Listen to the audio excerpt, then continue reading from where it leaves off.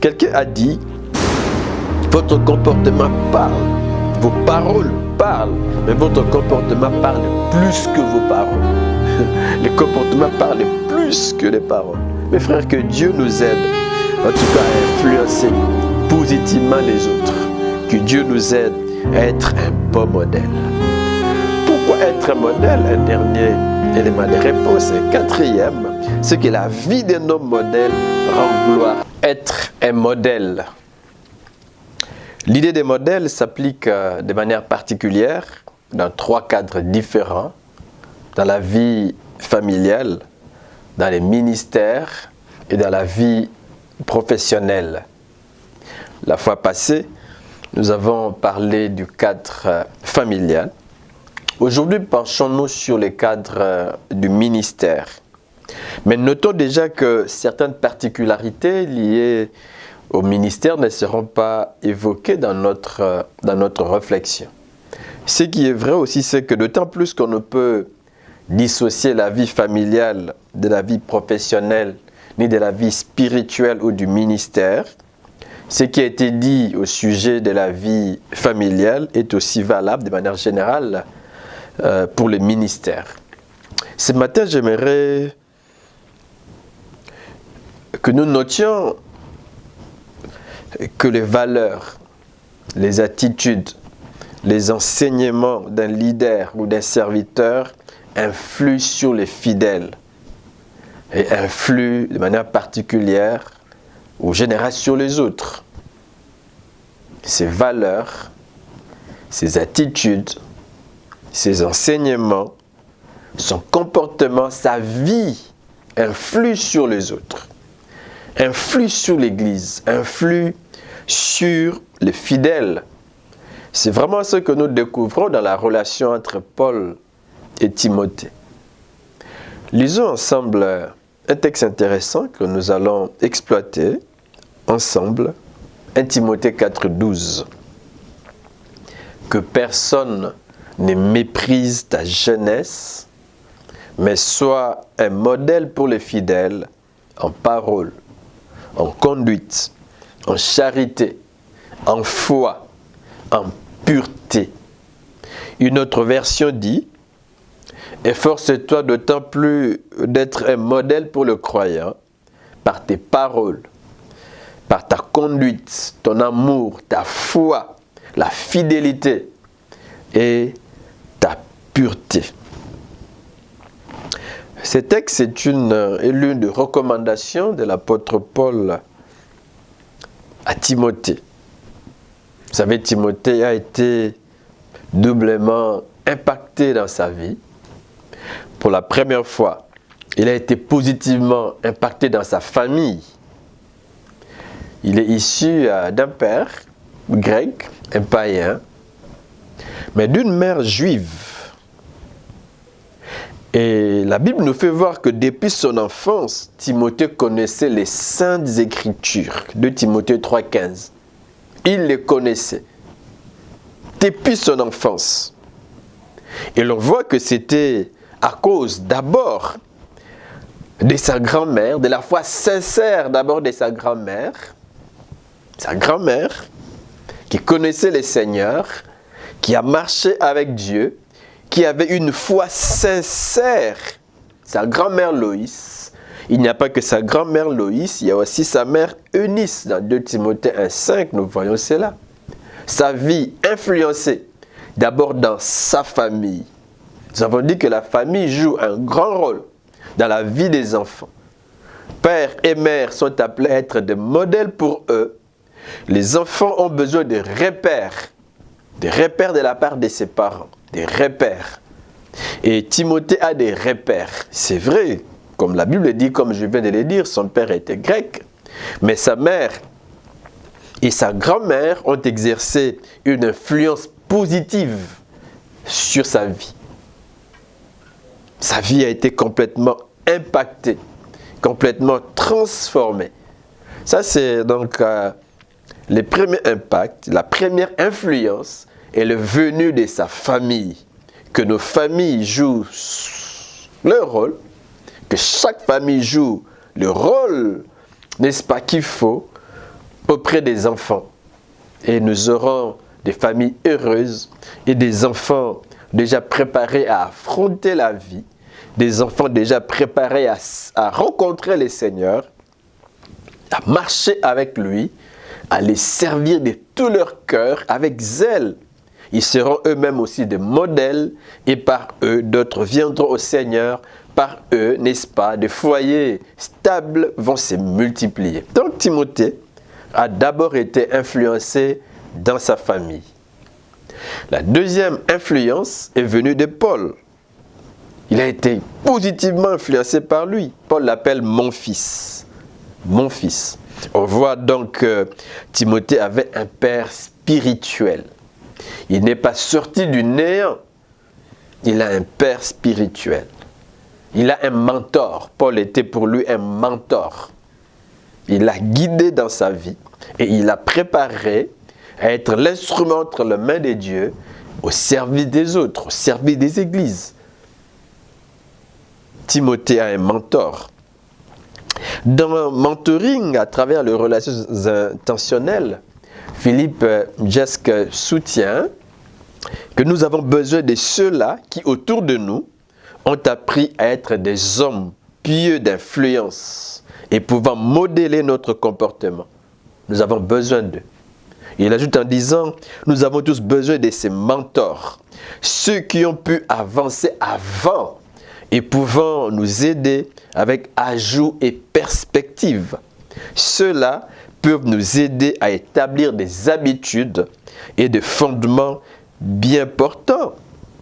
Il ne s'arrête pas là. Il ajoute en disant, nous avons besoin de quelqu'un qui nous défie à ne pas stagner et à devenir suffisant dans notre vie et ministère, mais pouvant nous motiver vers un développement continuel. Nous ne nous arrêtons pas, nous ne stagnons pas, mais nous continuons à nous développer, à aller de l'avant, à servir de mieux en mieux, n'est-ce pas? Nous avons besoin de ces gens.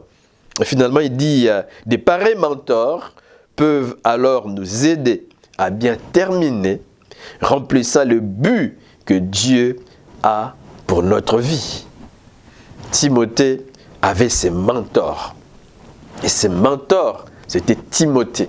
Ainsi, sa vie était complètement transformée. Donc, Timothée avait un père spirituel. Et ce père spirituel était un modèle pour lui. Pas seulement pour lui, mais aussi pour les communautés chrétiennes. Plusieurs textes montrent cela. Dans 1 Timothée, dans 1 Thessaloniciens, chapitre 2, verset 10, Paul dit, « Vous êtes témoins. Vous êtes témoins. Et Dieu l'est aussi. » Vous-même, vous êtes témoins. Il n'y a pas que vous, il y a aussi Dieu. Donc, ce qu'il dit est vrai. Il ne se trompe pas. Vous êtes témoins, et Dieu l'est aussi, que nous avons eu envers vous, qui croyez, une conduite sainte, juste et irréprochable. Vous en êtes témoin. Dieu aussi. Ce qu'il dit est vrai. Paul, un modèle. Plusieurs textes le disent. Il n'y a pas de choses qu'il a demandées à Timothée. Il n'y a pas de recommandations faites à Timothée qui ne se sont pas appliquées dans sa vie. Il dit, nous avons eu envers vous une conduite sainte, juste et irréprochable. Une autre version, la version Parole de vie dit, avec vous le croyant, il s'adresse aux croyants, avec vous, nous avons agi d'une manière parfaite et juste envers vous. Parfaite et juste. On ne pouvait rien nous reprocher. Rien. Vous êtes témoins de cela et Dieu avec vous. Très intéressant. On voit qu'on ne pouvait rien reprocher à Paul dans ses rapports avec les sexes opposés. Ah, ça c'est un grand défi. Grand défi pour tout le monde, mais aussi un grand défi pour les leaders. Notre attitude vis-à-vis du sexe opposé, il n'y avait rien à reprocher à Paul, ou même à l'équipe de Paul, n'est-ce pas, dans leur relation vis-à-vis du sexe opposé. On ne pouvait rien nous reprocher, dans nos rapports avec les sexes opposés, rien ne reprocher même dans la gestion de l'argent de la communauté. Paul était intègre et il est dit. L'intégrité. L'intégrité. Rien. On ne pouvait rien nous reprocher dans la véracité de nos enseignements. Ce n'étaient pas des faux enseignements. Ce n'étaient pas des hérésies que Paul a enseignées. Il a droitement enseigné, comme il est dit lui-même, la parole de la vérité. Pas des hérésies. Comme aujourd'hui, il y a des faux docteurs. Des faux docteurs qui enseignent n'importe quoi. Et tous courent. Tous suivent tous ces gens. Des faux docteurs. Paul n'a pas été un faux docteur. Il n'y avait rien à reprocher à Paul en ce qui concerne les enseignements, ses enseignements. On ne pouvait rien nous reprocher dans la gestion de nos familles, dans nos relations avec nos épouses, dans nos relations avec nos enfants. Ça, c'est un autre défi du leadership, la gestion du foyer, la gestion de la famille, nos relations avec nos épouses, nos relations avec nos enfants. Parce que tout celui qui s'est dit leader spirituel, leader chrétien, serviteur, doit avoir, n'est-ce pas, doit être un modèle dans la gestion de son foyer, dans la gestion de ses relations avec les sexes opposés, dans la gestion d'argent, ou dans les affaires liées à l'argent. Un modèle. Paul dit, nous avons été un modèle. Nous avons été un modèle. Et ces pères spirituels n'étaient pas seulement un modèle pour Timothée, mais il lui a aussi donné tous les conseils de Dieu. Tout. Il a enseigné tous les conseils de Dieu à Timothée. 1 Thessaloniciens 2, 11 à 12. On voit vraiment bien que Timothée était très bien enseigné par Paul. Très bien enseigné. Très bien encadré. Il a reçu l'exactitude de la parole. Très bien enseigné. Et Timothée s'est laissé modeler. Non seulement par les enseignements qu'il a reçus de son père, de son mentor, mais aussi par sa vie.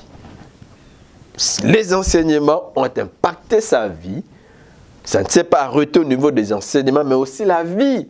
Puisque les enseignements de Paul et sa vie fonctionnaient de manière synchrone. Synchrone. Ce que Paul disait, ce qu'il enseignait, c'est ce qu'il appliquait dans sa vie. Pas une contradiction, comme l'on peut dire, fais ce que j'ai dit, pas ce que je fais. Ce que j'enseigne, je ne les vis pas moi-même. C'est d'ailleurs là où l'on dit que nous qui enseignons, nous serons jugés beaucoup plus sévèrement, parce que nous devons être les premiers à pratiquer ce que nous enseignons. Timothée s'est laissé modeler par la vie et les enseignements de son père. Dans 2 Timothée 3,10, Paul dit, il s'adresse à Timothée, il dit, mais toi, mon fils, il est fier de l'appeler mon fils, un fils modèle, un fils attaché à son père. Un fils transformé par la vie et les enseignements de son père. Quelle joie quand on a des enfants comme ça. Des disciples, des membres de l'Église qui appliquent ce que nous enseignons et qui grandissent dans la foi.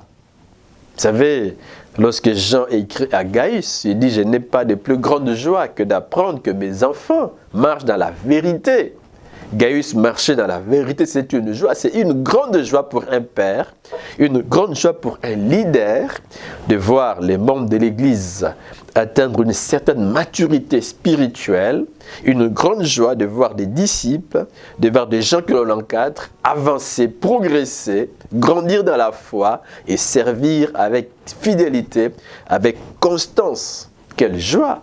Et Paul a vraiment cette joie, il l'éprouve, il dit, toi mon fils, il dit, tu as été mon fidèle compagnon. Tu m'as accompagné pas à pas. Tu as écouté mon enseignement. Tu as observé mon comportement. Et tu en as fait la ligne de conduite de ta vie. Tu t'es appliqué à me suivre dans mes conceptions, mes projets, ma foi, ma patience, mon esprit d'amour, mon endurance. Tu as adopté mon but de vie et tu as voulu comme moi croire, aimer et supporter l'épreuve. Quel texte magnifique! On note ici cette action posée par Timothée dans ses rapports avec Paul. Et c'est cette action ont complètement transformé Timothée. Et si nous voulons nous aussi avoir une vie complètement transformée, même un ministère qui bénit les autres, n'est-ce pas, imitons Timothée dans ces 7 actions. La première, Paul lui dit, tu as été mon fidèle compagnon. Pas un simple, mais un fidèle. Tu ne t'es pas lassé de me suivre. Tu ne t'es pas arrêté un instant. Tu n'as pas reculé. Tu n'as pas fui ma compagnie. Tu n'as pas fui la mission. Tu ne t'es pas retracté. Tu n'as pas fui l'église. Ou à cause des épreuves. À cause de l'influence du siècle présent. Parce que tu manques. Parce que tu es négativement influencé par ton milieu. Par la société. N'est-ce pas? Tu n'as pas reculé. Tu as été mon fidèle compagnon. Fidèle. Fidèle. Si certains m'avaient abandonné, toi, tu ne m'as pas abandonné. Si certains étaient influencés négativement, toi, tu ne l'as pas été. Tu ne l'as pas été. Tu as été mon fidèle compagnon. Fidèle compagnon. Comment? Il ajoute, deuxième action, tu m'as accompagné pas à pas. Pas à pas. C'est dans ce sens que la troisième action intervient. Tu as écouté mon enseignement. C'est en étant avec moi que tu as écouté mon enseignement, n'est-ce pas? Celui que je te donnais, mais tu as aussi suivi, écouté ce que j'ai enseigné ailleurs, partout où j'allais, partout où tu m'enseignais. C'est vrai, j'enseignais à gauche, j'enseignais à droite, mais parce que tu étais avec moi, toujours et pas à pas, tu en as aussi bénéficié indirectement. Il y avait des choses que je t'ai communiquées et d'autres que je communiquais aux autres, dont tu bénéficiais. Tu as écouté mon enseignement. Est-ce que Timothée s'est arrêté là, juste à écouter? La Bible ajoute une quatrième action pour dire qu'il ne s'est pas arrêté là. Tu as observé mon comportement. Pas seulement ce que j'ai dit, ce que j'ai enseigné, mais ce que je suis. Comment j'applique ces vérités, ces enseignements dans ma propre vie. Tu as observé mon style de vie, mon comportement, ma façon de parler, ma façon d'entretenir mes relations avec les autres. Comment je parle avec eux. Comment je discute avec eux, comment j'agis dans telle ou telle autre situation, comment je réponds. Tu as observé mon comportement. Et une autre action, une quatrième action, tu en as fait la ligne de conduite de ta vie. Tu as appliqué cela dans ta vie. La ligne de conduite de ta vie. Une sixième action, tu t'es appliqué à me suivre dans mes conceptions, dans mes projets, ma foi, ma patience, mon esprit d'amour, mon endurance. Paul est un modèle d'endurance, de persévérance. Quelqu'un qui a été éprouvé, qui a connu des épreuves de toutes sortes. Quelqu'un qu'on a rejeté, qu'on a flagellé, qu'on a critiqué, qu'on a injurié, qu'on a traité injustement. Il est resté fidèle à sa mission, fidèle à Dieu. Il n'a pas reculé. Et Paul dit, Timothée, tu connais toutes ces choses. Tu m'as suivi dans mon endurance, dans mon amour pour Dieu. Mon amour pour les autres. Tu as vu combien j'aime Dieu. Tu as vu combien j'aime le travail de Dieu. Tu as vu combien j'aime les autres. Combien j'ai persévéré dans ma vie. Combien j'ai été patient envers toi, envers les autres. Pour qu'ils soient transformés. Souvent, nous ne sommes pas patients. Nous voulons que ceux que nous encadrons deviennent directement comme nous. Nous ne sommes pas patients, nous le rejetons. Parce qu'ils ne savent pas très bien marcher. Paul dit, ma patience. Tu t'es appliqué à me suivre dans mes conceptions, dans mes projets, dans ma foi, dans ma patience. Et finalement, la 7e action, tu as adopté mon but de vie. Et tu as voulu, comme moi, croire, aimer et supporter l'épreuve. Parce que moi, j'ai supporté, toi aussi, n'est-ce pas? Tu t'es décidé, tu t'es engagé à supporter. Un homme impacté par Paul. C'est là où j'ai dit que Paul était un modèle et un vrai modèle pour son fils Timothée. Un vrai modèle. Il n'y a rien que Paul a demandé, n'est-ce pas, à recommander à Timothée que lui-même n'a pas pu, n'est-ce pas, faire dans sa vie. Il a pratiqué toutes les recommandations faites à Timothée. Comme ici, il dit, j'étais un modèle, je marchais devant toi et devant les autres, justement, saintement, de manière irréprochable. Et même lorsqu'il dit, n'est-ce pas, à Timothée, combat le bon combat, avant il avait dit, j'ai combattu le bon combat. J'étais modèle pour toi. Moi, j'ai combattu le bon combat. J'ai servi Dieu jusqu'au bout. Je voudrais même m'en aller. J'attends qu'il m'appelle.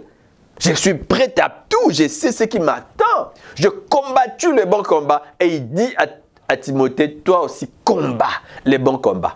Ce qu'il dit, c'est ce qu'il vit. Et il est un modèle pour les autres. C'est là où nous disons que tout serviteur est appelé à être un modèle.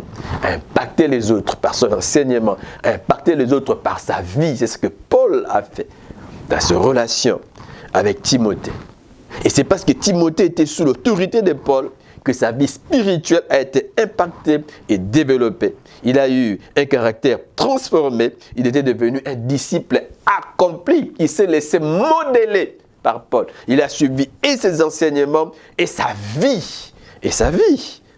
Laissez-moi vous poser ces quelques questions. Êtes-vous un fidèle compagnon de votre mentor? Un fidèle compagnon de votre leader spirituel? Un membre fidèle de l'Église qui est là, un membre fidèle du département serviteur fidèle qui est là, qui accomplit sa tâche et qui fait ce que le Seigneur lui demande de faire, ou si vous voulez, qui accomplit sa portion de mission. L'êtes-vous? Êtes-vous fidèle? Suivez-vous le Seigneur pas à pas? Êtes-vous attaché à votre leader? Êtes-vous attaché à votre mentor? Êtes-vous attaché à votre Église? Deuxième question. Écoutez-vous son enseignement ou l'enseignement que l'on prêche à l'église? L'enseignement qui vient de votre leader, de votre mentor? Aujourd'hui, les gens ramassent des enseignements à gauche et à droite. On ramasse. Parfois, l'on ne reconnaît pas la valeur des enseignements que l'on reçoit dans son église d'attache. L'on pense que ce qui vient d'ailleurs, c'est ça le meilleur enseignement. Ah non, ça ce n'est pas de mon niveau. Mais parfois, et très souvent, on se trompe. On se trompe. On se trompe. Observez-vous son comportement, le comportement de votre leader. S'il est un modèle, observez-vous cela. En avez-vous fait la ligne de conduite de votre vie? Imitez-vous sa foi, sa patience, son amour, son endurance. C'est intéressant d'imiter les autres, n'est-ce pas? Ceux qui nous ont précédés dans la foi, vouloir être comme eux et par-dessus tout, vouloir être comme Jésus. Donc Timothée s'est laissé impacter et par l'enseignement de Paul et par sa vie. Et par sa vie. Et ce qui est arrivé à Timothée était aussi arrivé aux disciples de Jésus. Vous savez que Jésus et ses disciples étaient attachés. Ils vivaient ensemble. Ils partageaient leurs expériences dans une interaction constante. Ils lui posaient des questions. Ils recevaient de lui des explications. Ils écoutaient ses réponses. En tout cas, après que Jésus ait enseigné, alors qu'ils se retrouvaient à part, ils posaient des questions à Jésus. Que voulait-il dire? Que voulais-tu dire par cet enseignement, par cette parabole? Et Jésus, en privé, leur expliquait l'essence de certaines paraboles. Une interaction constante entre le maître et ses disciples. Et ses disciples l'ont vu guérir toutes sortes de maladies. Ils l'ont vu chasser les démons, ressusciter des morts, calmer la tempête, nourrir un grand nombre de gens. Ils l'ont vu enseigner, n'est-ce pas, dans les synagogues, dans les villages, au bord de la mer, sur une montagne, dans une maison, dans une cour du temple, dans la cour du temple. Ils l'ont vu s'adresser à des foules, à des adversaires déclarés. Ils l'ont vu, n'est-ce pas, faire des discours publics, avoir des entretiens privés ou en petits groupes. Ils l'ont vu faire toutes ces choses. Ils l'ont vu utiliser toutes sortes de méthodes d'enseignement. Et tout cela a constitué un précieux bagage pour eux. Pour eux, complètement changé. Vous savez, plus tard, quand le Sanhédrin va interdire formellement à Pierre et à Jean de parler et d'enseigner au nom de Jésus, ils vont répondre en disant, n'est-ce pas, nous ne pouvons pas juger s'il est juste de vous obéir plutôt qu'à Dieu. Juger s'il est juste devant Dieu, car nous ne pouvons pas ne pas parler des choses que nous avons vues et entendues. Impossible. Nous ne pouvons pas parler. Nous ne pouvons pas ne pas parler de ce que nous avons vu et entendu. Nous avons vu, nous avons entendu. J'aime un peu ce que Jean dit au sujet de ce qu'ils ont vu, entendu, touché. Dans 1 Jean 1, à partir du premier verset, Jean dit ceci. Ce qui était dès le commencement, ce que nous avons entendu, ce que nous avons vu de nos yeux, ce que nous avons contemplé et que nos mains ont touché concernant la parole de vie. En fait, il y a eu interaction. Ils étaient là, ils ont vu, ils ont touché. Ils sont là. Est-ce que vous voyez? Est-ce que vous touchez? Est-ce que vous entendez? Est-ce que vous êtes dans l'église pour vivre avec les autres, pour vivre avec les leaders, pour écouter les enseignements? Est-ce que vous êtes là avec Dieu, avec votre mentor, votre père spirituel? Ce que nous avons, n'est-ce pas, entendu, ce que nous avons vu de nos yeux et que nous avons contemplé, que nos mains ont touché. Ils ont touché. Ils ont touché. Nous vous annonçons la vie éternelle qui était auprès du Père et qui nous a été manifestée. Verset 3, Jean dit, ce que nous avons vu et entendu, nous vous l'annonçons. Nous ne gardons pas pour nous-mêmes. Nous vous l'annonçons à vous aussi, afin que vous aussi soyez en communion avec nous. Ils ont été impactés, ils ont vu, ils ont entendu. Il y a eu interaction entre eux, n'est-ce pas, et leur maître. Et leur vie a été complètement transformée. Les disciples disent, jugez vous-même. Nous ne pouvons pas ne pas parler des choses, de ce que nous avons vu et entendu. Acte 4, 18 à 20. C'est une réponse normale qui sort de la bouche des disciples accomplis. C'est juste pour dire que dans les ministères, tout homme a subi une influence quelque part. Cette influence peut être positive ou négative. Dans les cas de Timothée, elle était positive parce qu'il était dans une bonne école. Si vous êtes dans une bonne école, vous recevrez, n'est-ce pas, une influence positive. Nous grandissions ensemble avec certains amis et nous travaillions, n'est-ce pas, à la jeunesse. En tout cas, j'ai beaucoup travaillé à la jeunesse alors que j'étais aussi jeune, très jeune. Mais certains amis ont quitté les quartiers, l'église pour aller vivre ailleurs, un peu plus loin, n'est-ce pas, dans un milieu où il y a une influence de certains serviteurs qui parlent de l'onction. Je ne dis pas que l'onction est mauvaise, mais si je parle de l'extrémisme, de l'onction, des enseignements erronés, et lorsqu'ils reviennent, ils veulent nous influencer. Quand on est dans une mauvaise école, eh ben, on ne peut pas être impacté positivement. Non. Je me suis séparé pendant un temps de certains amis, toujours il y a plusieurs années passées. Je reviens, l'un de mes amis avec qui nous travaillions ensemble, nous avions l'habitude de prier ensemble pour les baptêmes de l'Esprit, on cherchait les baptêmes ensemble. Lui a été baptisé de l'Esprit même avant moi. Nous étions vraiment des enfants, mais nous cherchions continuellement le Seigneur. Nous sommes allés en mutation, plusieurs années après je reviens, l'ami vient vers moi avec des enseignements. Au début, je croyais que c'était vraiment des enseignements bibliques. Mais c'est après que je me suis rendu compte qu'il n'était plus dans la foi, qu'il n'était plus dans l'église où nous avons connu le Seigneur, qu'il était ailleurs, dans une secte. Et tout ce qu'il m'enseignait n'était pas biblique. Vous voyez, quand on est dans une mauvaise école, on va être négativement influencé. Et quand on n'a pas été suffisamment enseigné, on peut, n'est-ce pas, se laisser emporter par de faux enseignements et par de faux docteurs. Quand on a été dans une bonne école, on peut être positivement influencé. Bref, dans 1 Timothée 4,12, c'est l'une des recommandations de l'apôtre Paul à son fils spirituel, Timothée. Que dit cette recommandation? Relisons 1 Timothée 4,12. Que personne ne méprise ta jeunesse, mais sois un modèle pour les fidèles en parole, en conduite, en amour ou charité, en foi et en pureté. Une autre version dit, efforce-toi d'autant plus d'être un modèle pour le croyant. Efforce-toi. Vous voyez, Paul lui-même est un modèle pour Timothée et il lui dit, toi aussi, sois un modèle pour le croyant. Sois un modèle pour les autres. Moi, je l'ai été pour toi. Je l'ai été pour toutes les communautés chrétiennes, n'est-ce pas? Tu es témoin de cela. Mais toi aussi, à ton tour, sois un modèle. On est un modèle. Et quand on a été influencé, nous devons aussi influencer les autres. Il faut que la chaîne continue. Nous avons appris auprès de quelqu'un, nous devons transmettre ce que nous avons appris.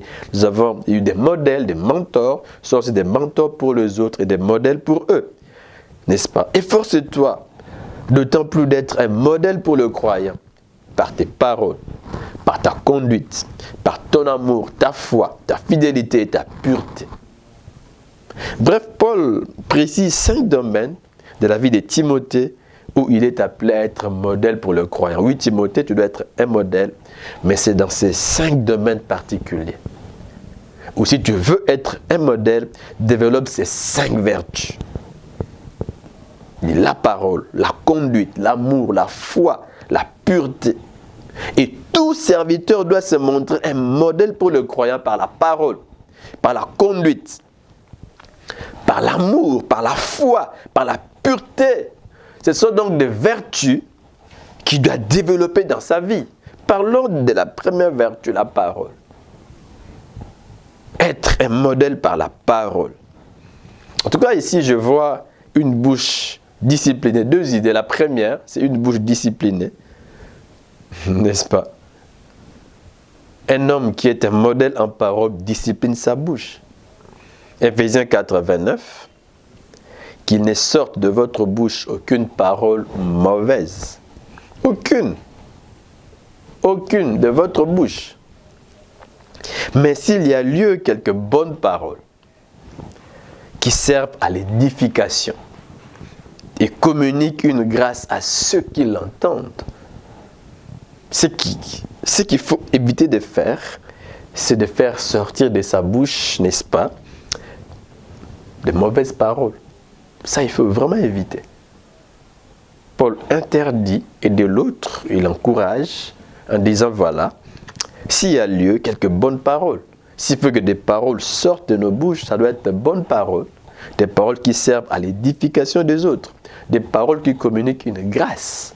Il faut donc réfléchir, est-ce que ce que j'ai dit, c'est pour édifier ceux qui m'entendent ou pour les décourager, ou pour le pousser à haïr les autres. Une autre version dit, refusez de participer aux calomnies. Refusez de participer aux calomnies. Une calomnie, c'est une critique injustifiée. Une critique inventée avec le dessein de nuire. On veut nuire à la réputation ou à l'honneur de quelqu'un. On invente des histoires. On invente. Il y a des gens comme ça, vous restez à la maison, il vient vous voir, elle vient vous voir, pour raconter n'importe quoi. Il ne faut pas écouter de telles personnes. Combien n'avons-nous pas vu des foyers divisés à cause des calomnies? Même des mariages arrêtés, un projet de mariage arrêté, une amie jalouse qui vient, qui fomente un complot, qui raconte n'importe quoi, n'est-ce pas, à ma fiancée, à mon fiancé, un ami, une amie, qui raconte n'importe quoi à mon fiancé, à ma fiancée, dans le but de nuire et de prendre ma place. On a vu, n'est-ce pas, des fiançailles cassées à cause de la calomnie, à cause des jalousies. C'est là où la Bible nous dit, n'est-ce pas, d'éviter de prêter de mauvaises intentions aux autres. L'amour ne soupçonne pas les mal. On ne soupçonne pas. Parce qu'il a dit ceci, parce qu'il a dit cela, certainement, ou parce qu'il a fait ceci, parce qu'il a regardé là-bas, que certainement, il m'a offensé, il a fait ceci, vous voulez faire cela. Non, l'amour ne soupçonne pas les mal, qu'il ne sort de votre bouche aucune parole mauvaise. Refusez de participer aux calomnies. Je ne participe pas, je ne t'écoute pas, je te rejette. Quand quelqu'un vient vous raconter n'importe quoi, bon, si ce sont des propos contre quelqu'un, pour suer son honneur, on raconte des choses contre cette personne-là, mais mettez-les ensemble. Mettez-vous maintenant à trois et demandez-lui, n'est-ce pas, de reprendre, de répéter les paroles que vous a dites. C'est important. Les gens ont été divisés à cause, on dit que les rapporteurs divisent. Refusez de participer aux calomnies.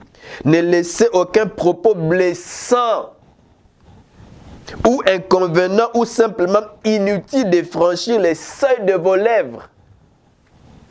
Des propos blessants. Si je sais que mon épouse sera blessée parce qu'il nous arrive de blesser intentionnellement l'autre, vous savez qu'il n'aime pas ça, vous savez qu'elle n'aime pas ça, mais vous sortez cette parole juste pour les blesser ou la blesser. La Bible dit non, il ne faut pas les faire.